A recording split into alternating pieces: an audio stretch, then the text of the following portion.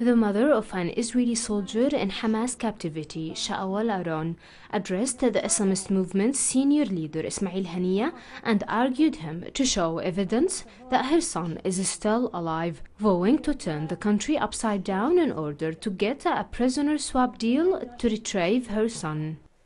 Zihava made her statements at the press conference held Sunday afternoon at her residence in response to a letter released by Hamas Sunday morning and claimed to be penned by her son. In the letter, Shaul emotionally begs his parents to do more efforts to ensure his release.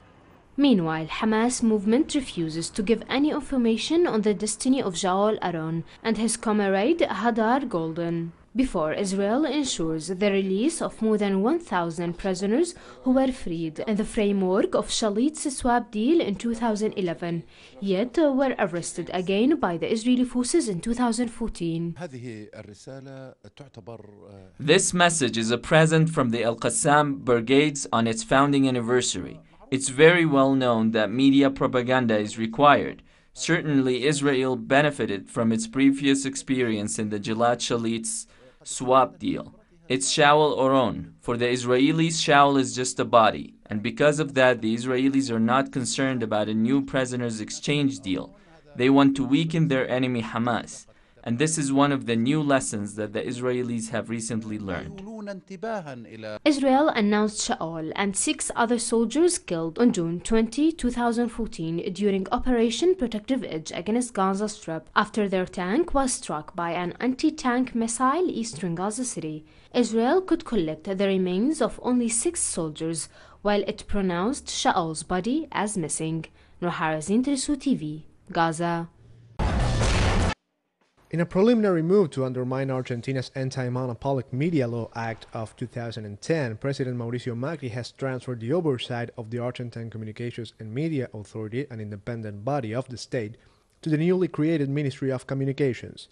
This decree not only violates the current legislation, but also means that the executive branch would be stepping over the Congress. They used to talk about having better Republican institutions, and the first thing we see is this sort of institutional bulldozer that hits the Constitution, the laws, and leaves people unarmed before this outrage. The Minister of Communications, Oscar Aguad, said that the regulation of the media law is not going to survive under the current government, stressing a departure from the policies of the former Front for Victory administrations.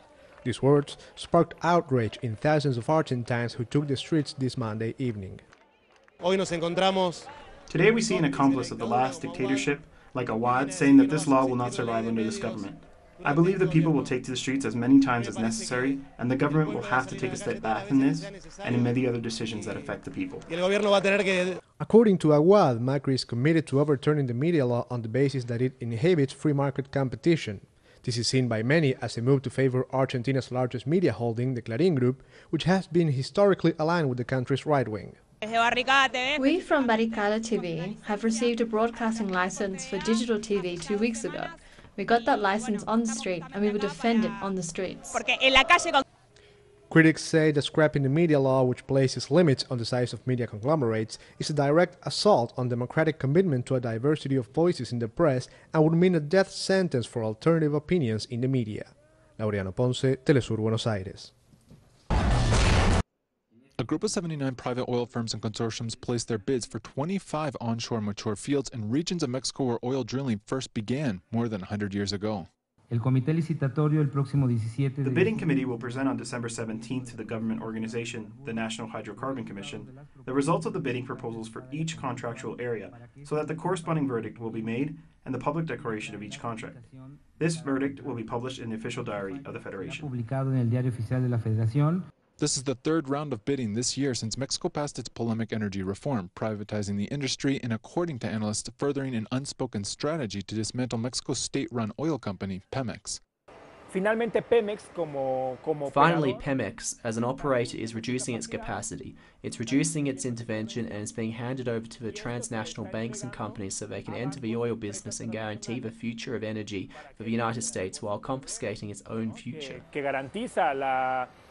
However, this auction comes as Mexican crude has been averaging at $27 per barrel, compared to $98 in 2013 when officials developed and approved the energy reform. Given that 1/3 of Mexico's public spending comes from its sale of oil, economists say the mixture of low oil prices and volatile international markets will negatively impact the average Mexican family in the coming year.